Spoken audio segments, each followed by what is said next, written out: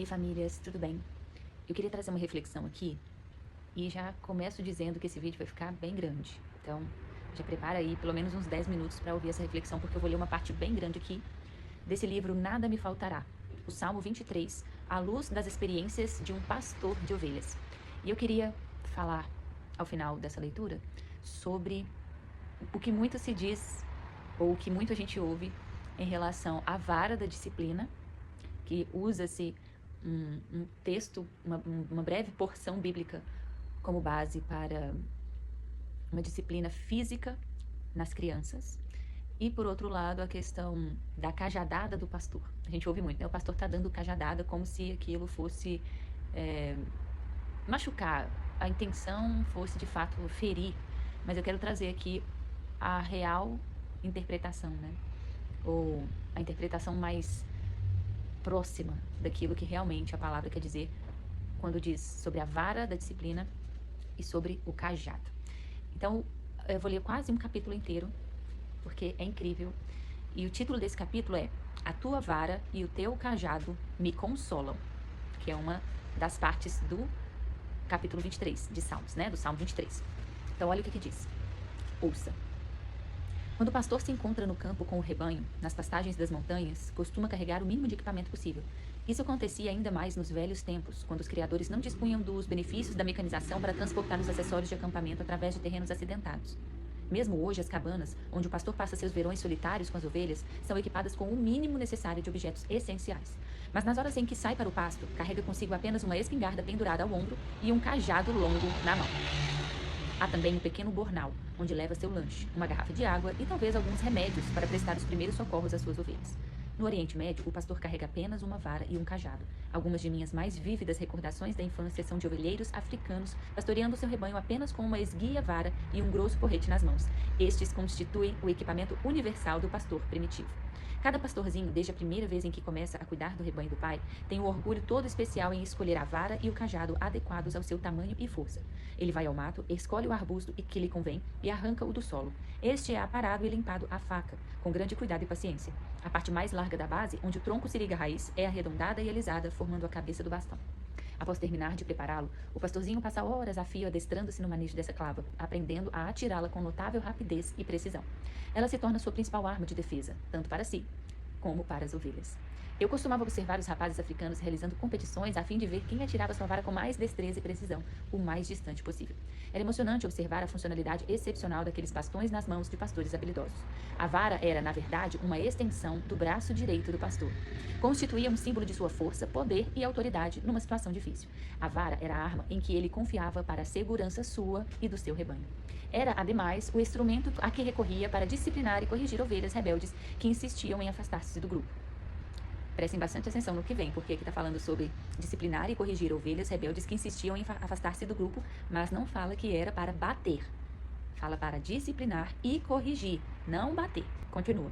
Existe um interessante paralelo na palavra vara, que penetrou na linguagem coloquial do oeste dos Estados Unidos. Ali, o termo rod, vara, teve seu significado ampliado para significar arma de fogo manual, como pistolas e revólveres, das que eram usadas pelos cowboys e outros habitantes da região. A conotação é exatamente a mesma empregada nesse salmo. A ovelha declara que a vara do pastor, sua arma de poder, autoridade e defesa, é uma contínua fonte de conforto para ela, pois com a vara, o Criador pode executar um controle eficiente do rebanho em qualquer situação. Devemos lembrar que, quando Deus chamou Moisés, o pastor do deserto, e mandou-o libertar Israel do Egito, de sob o jugo de Faraó, seria sua vara que iria demonstrar a autoridade de que se achava investido. Era sempre através da vara de Moisés que os milagres se manifestavam, não somente para convencer Faraó do caráter divino da missão de Moisés, mas também para reassegurar o povo de Israel dessa verdade. A vara simbolizava, portanto, a palavra falada, a intenção expressa da atividade da mente e vontade divinas em seu trato com os homens. Significava a autoridade de Deus. Ela carrega consigo o poder convincente e o impacto irrefutável da expressão, assim diz o Senhor. Assim como para as ovelhas dos dias de Davi havia consolo em ver a vara nas mãos habilidosas do pastor, assim também em nossos dias há grande sensação de segurança em nosso coração quando contemplamos o poder, a veracidade e a poderosa autoridade da palavra de Deus. Pois, na verdade, as Escrituras são a sua vara, constituem a extensão de sua mente e vontade, a expressão de suas intenções para com o homem mortal. Vivendo como vivemos, Numa época em que inúmeras vozes confusas e filosofias estranhas se fazem ouvir aos homens, é reconfortante para o Filho de Deus voltar-se para a palavra do Senhor e saber que ela é a mão de autoridade do seu pastor. Que conforto é dispor desse instrumento poderoso, claro e legítimo, pelo qual podemos conduzir-nos. Por meio dele, nos mantemos livres de confusões, mesmo em meio ao caos. Esse fato em si confere à nossa vida um grande senso de calma e serenidade, que é exatamente o que o salmista desejou expressar quando falou: tua vara me consola. Mas existe uma segunda dimensão na qual a vara é utilizada pelo pastor para promover o bem-estar do rebanho, a da disciplina. Seu bastão é usado mais para esse fim que para qualquer outro. Eu nunca cessava de admirar as inúmeras vezes e a precisão com que os pastores africanos arremessavam o bastão sobre algum animal rebelde que se desviava. Se via uma ovelha afastar-se, seguindo o seu próprio caminho, aproximando-se de ervas venenosas ou chegando perto de algum perigo, a clava iria voando pelo ar a fim de mandar o animal extraviado apressadamente de volta ao grupo. Abre parêntese aqui porque ele fala que os pastores arremessavam o bastão sobre algum animal rebelde e não necessariamente no. Né? Então não fala exatamente o que ele batia, né? O que ele mandava o bastão, ou o cajado, ou a vara no animal, mas sobre. Às vezes passava do animal, caía no chão e só de ouvir aquele cajado, aquela vara caindo ali, ele se assustava. Até porque a ovelha é bem medrosa, né? Então, às vezes o mínimo de barulho ali ao lado dela já faz com que ela se disperse. Fecha parênteses. Já se tem dito acerca da palavra de Deus: este livro nos afastará do pecado. É a palavra de Deus que chega prontamente ao nosso coração, que nos ocorre com uma rapidez surpreendente para corrigir-nos, reprovar-nos quando nos desviamos. É o Espírito Santo do Deus vivo, aplicando a palavra viva ao coração, que convence nossa consciência da conduta certa. Desse modo, somos mantidos por Cristo sob controle, pois ele deseja que andemos nos caminhos de justiça. Outro interessante aspecto da utilização da vara pelo pastor era examinar e contar as ovelhas. Na terminologia do Antigo Testamento, isso era descrito como passar debaixo da vara. Esse ato significava não somente estar sob o controle da autoridade do Criador, mas também se submeter a um exame minucioso e detalhado por parte dele. A ovelha que passava sob a vara havia sido contada e examinada com cuidado, para que se certificasse de que estava bem. Devido à sua lã abundante, nem sempre é fácil detectar doenças, ferimentos ou lesões nas ovelhas. Por exemplo, numa exposição de ovinos, um animal de condições inferiores pode passar por um perfeito exemplar, se lhe apararem a lã de certo modo. Mas o juiz experimentado tomará de uma vara e abrirá o pelo da ovelha para verificar as condições de sua pele, grau de limpeza da lã e a conformação do corpo. Em linguagem simples, ninguém poderá passar-lhe a perna. O bom pastor, o criador responsável, de tempo em tempo, realizará um atento exame de cada animal. Esse quadro é muito significativo para mim. À medida que cada uma deixa o aprisco e passa pelo portão, é detida pela vara estendida do pastor. Ele abre o pelo com a vara, corre os dedos por todo o corpo do animal à procura de sinais de irregularidade. Examina a ovelha com cuidado para ver se está tudo bem. Ponto. Esse exame é bem profundo, envolvendo cada detalhe de interesse da ovelha. Ele é de grande conforto para o animal, pois somente desse modo seus problemas ocultos podem ser expostos perante o pastor. É isso que o salmista quis dizer no Salmo 139, 23 e 24. Sonda-me, ó Deus, e conhece o meu coração. Prova-me e conhece os meus pensamentos. Vê se há em mim algum caminho mau e guia-me pelo caminho eterno. Se permitirmos que Deus faça isso, se nos submetermos a Ele, o Senhor nos examinará. Não haverá meios de passar-lhe a perna. Ele examinará abaixo da superfície, olhará atrás da máscara de nossa velha vida egoísta e revelará detalhes que precisarão ser acertados. É um processo do qual não precisamos nos esquivar. É algo de que não devemos fugir. É realizado com interesse e compaixão pelo nosso bem-estar. O grande pastor de nossas almas, ao fazer esse exame, tem em vista o nosso interesse. Que conforto isso deve ser para o Filho de Deus, que pode confiar nos cuidados dele. Nas Escrituras, a lã simboliza o ego, a vontade própria, autoafirmação e orgulho. Deus precisará atravessar tudo isso e operar profundamente em nossa vontade, para acertar os erros que se encontram abaixo da superfície e muitas vezes nos incomodam tanto. Geralmente, exibimos uma fachada de bondade e coragem, um exterior perfeito, quando bem no fundo existem problemas sérios exigindo medidas curativas. E aqui eu quero abrir um outro parêntese, porque muitas vezes a forma como uma pessoa reage não é porque aquela criança merece ou precisa ser disciplinada daquela forma, mas é porque tem traumas e questões internas naquela própria pessoa, naquele adulto, que precisam ser tratados, né? Questões que precisam ser tratadas. Fecha parênteses. Por último, a vara do pastor é um instrumento de proteção tanto para ele mesmo como para as ovelhas, quando se encontram em perigo. É usada como uma arma de defesa e prevenção contra qualquer ameaça que o rebanho possa enfrentar. O pastor experimentado usa a vara para afastar predadores como coiotes, lobos, onças ou cães vadios. Muitas vezes, ele a usa para bater no mato e espantar cobras e outros animaizinhos que por acaso venham perturbar o rebanho. Em casos extremos, como Davi relatou a Saul, o pastor sem dúvida usava a vara para atacar leões e ursos que vinham investir contra o rebanho. Certa vez, quando me encontrava no Quênia, fotografando elefantes, eu me fazia acompanhar de um jovem pastor nativo, que carregava consigo uma clava. Chegamos ao topo de uma colina de onde avistamos uma manada de elefantes na matinha embaixo. Desejando obrigá-los a sair para a campina, resolvemos deslocar uma pedra grande e fazê-la rolar em costa abaixo. Logo que erguemos a pedra e a empurramos, uma cobra que estivera enrodilhada debaixo dela preparou o bote contra nós. Numa fração de segundo, o pastorzinho alerta brandiu sua clava e matou o réptil imediatamente. A arma nunca deixara sua mão, nem mesmo nos instantes em que empurrávamos a pedra. Tua vara me consola. Naquele instante, entendi o significado dessa frase sob um novo prisma.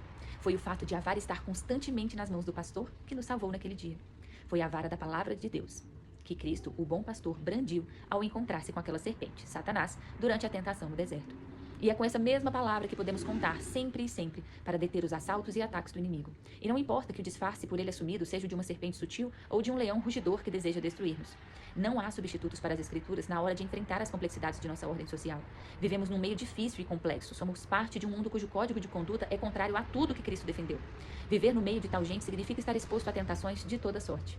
Algumas pessoas são muito sutis e matreiras e sofisticadas, enquanto outras são capazes de ataques diretos e violentos contra os filhos de Deus. E aqui eu quero abrir outro parênteses, por quê? Às vezes, uma pessoa traz uma disciplina física sobre uma criança porque tem outras pessoas do lado olhando, julgando com os olhares e com as palavras. Mas você não vai fazer nada. Cadê sua autoridade?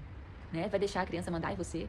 E não é dessa forma. Então, são as pessoas nos tentando a fazer algo que para elas é o correto e às vezes para nós não é, mas por causa de aprovação acabamos errando, né? Fecha parênteses. Em cada situação e sob quaisquer circunstâncias, existe consolo em sabermos que a palavra de Deus pode dominar e vencer qualquer dificuldade, se apenas confiarmos nela. Iremos agora considerar o cajado do pastor. Num certo sentido, o cajado é o instrumento do ovelheiro, dentre suas inúmeras peças de equipamento, que o identifica como tal. Ninguém em nenhuma outra profissão carrega um cajado de pastor. É um instrumento usado unicamente para cuidar de ovelhas. E somente ovelhas. Não serve para gado bovino, cavalos ou cães. Seu desenho e formato são designados especialmente para o trato com ovinos e é usado apenas para o benefício deles. O cajado é essencialmente um símbolo do interesse e da compaixão que o pastor tem pelo seu rebanho. Nenhuma outra palavra descreve melhor seu trabalho em favor do rebanho do que consolo. Enquanto a vara comunica o conceito de autoridade, poder, disciplina e defesa contra o perigo, a palavra cajado fala de tudo que é magnânimo e bom. O cajado do pastor normalmente é uma vara longa e fina, tendo uma das pontas recurvada formando um gancho. Geralmente, o criador toma bastante cuidado na escolha do seu cajado. Procura um cuja forma e corte melhor se adaptem ao seu uso pessoal. Uma das lembranças mais comoventes que conservo comigo da África e Oriente Médio é a de ver pastores idosos, já no crepúsculo da existência, de pé, ao pôr do sol, apoiados em seu cajado, observando os rebanhos com ar de satisfação. Por alguma razão, o cajado confere um conforto todo especial ao próprio pastor. Durante as jornadas mais difíceis e nas longas horas da vigia das ovelhas, ele se apoia no cajado para recuperar as forças. Esse instrumento torna-se um precioso fator de consolo e auxílio para ele no cumprimento de suas responsabilidades.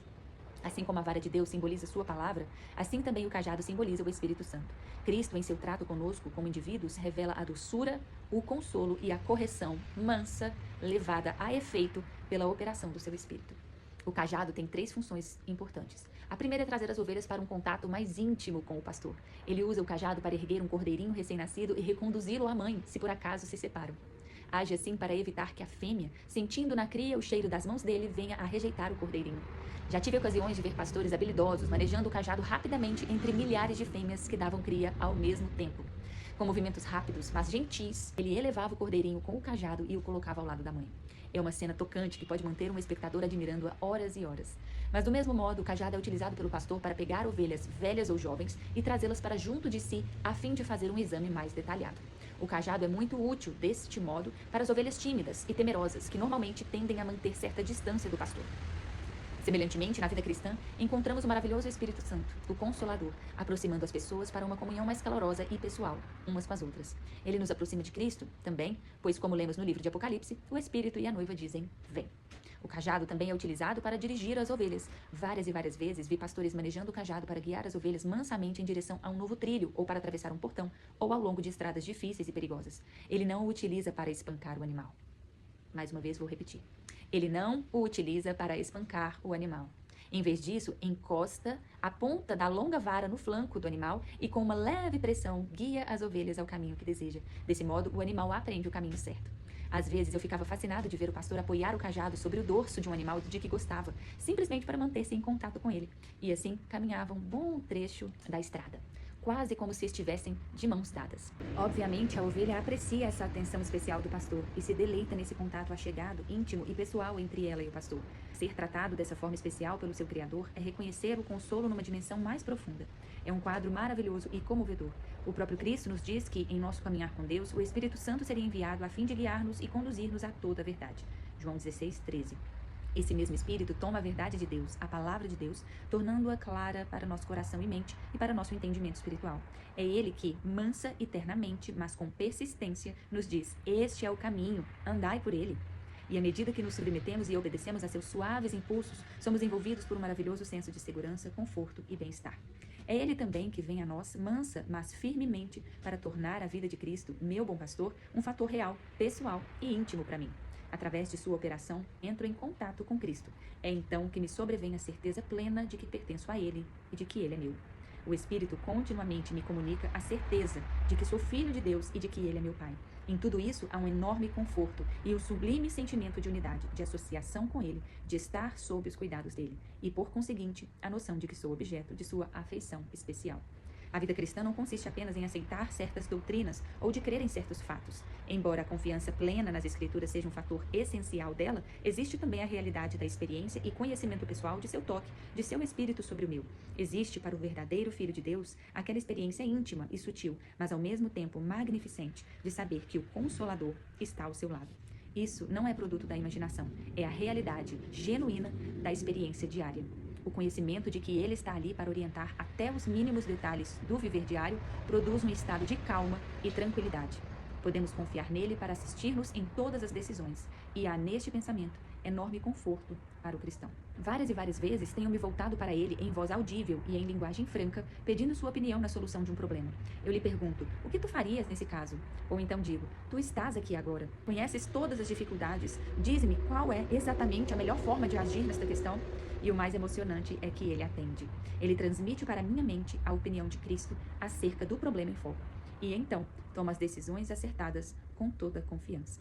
Então, para finalizar, abrindo parênteses de novo, existe uma ideia de que a vara da correção, a vara da disciplina, é literalmente algo físico para corrigir uma criança de forma física. E com esse relato aqui, não apenas esse relato, mas se nós formos nos aprofundar nas Escrituras, em alguns detalhes, nós vamos entender que nem toda palavra vara significa literalmente algo físico ou um pedaço de pau, né, algo que de fato é para bater.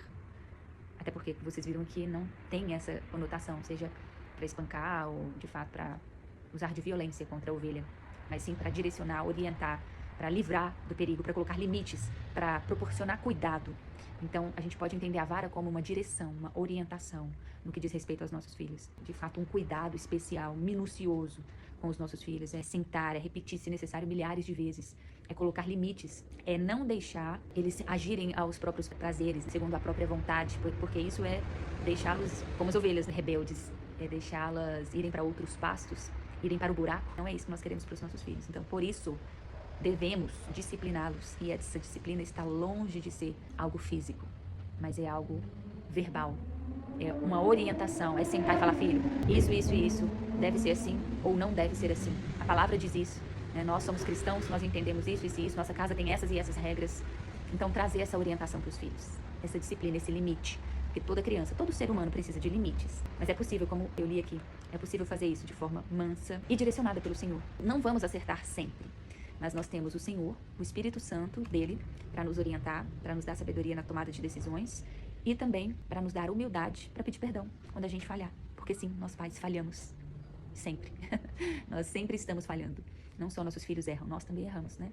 Precisamos ser humildes para reconhecer isso também, para pedir perdão, pedir desculpas e também ser, dessa forma, um exemplo para eles. E é isso, eu quis muito trazer essa reflexão, essa parte desse livro mexeu muito comigo. Eu estava um pouco preocupada com a visão desse livro em relação à vara e ao cajado, mas graças a Deus era exatamente aquilo que eu ansiava ouvir ou ler, no caso, que de fato a tua vara e o teu cajado nos consolam. O Senhor é bom, glória a Deus. Então, para quem quiser ler depois desse livro, recomendo Philip Keller, Nada Me Faltará, o Salmo 23, à luz das experiências de um pastor de ovelhas. Deus abençoe vocês, suas famílias, seus filhos, que o Senhor nos dê graça e nos dê o fruto do Espírito na educação dos nossos filhos. O fruto do Espírito é amor, alegria, paz, paciência, amabilidade, bondade, mansidão, domínio próprio, fidelidade. E assim seja, em nome de Jesus. Amém.